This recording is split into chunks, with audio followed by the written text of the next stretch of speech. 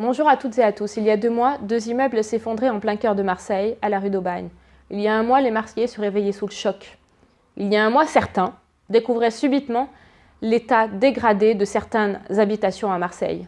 Pourtant, la situation n'était pas nouvelle et était parfaitement connue, notamment grâce au rapport Nicole, qui mettait en avant le fait qu'au moins un Marseillais sur 10 vit dans un logement dégradé et surtout un logement insalubre. Face à cette situation, face au problème de l'habitat, le gouvernement n'a pas attendu le 5 novembre, la majorité présidentielle non plus.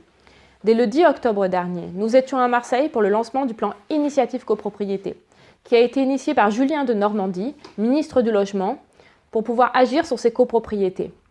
Il y a plusieurs axes dans ce plan copropriété avec une enveloppe de 3 milliards d'euros. La première des choses, c'est de pouvoir agir de manière accélérée sur les copropriétés les plus dégradées, comme le parc Oro, comme le parc Calisté, comme le parc Bellevue. Et puis, il y a surtout un axe qui est important, c'est la prévention.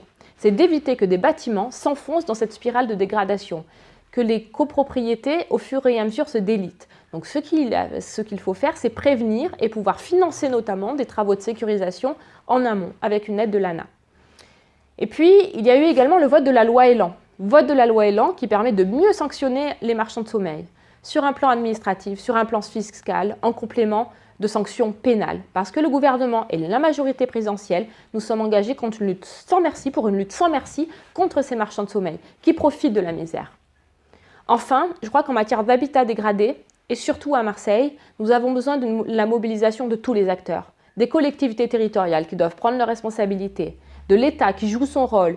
Et on a encore eu les déclarations du ministre avec ce rôle fondamental de l'État dans la coordination du travail sur Marseille dans la lutte contre l'habitat dégradé.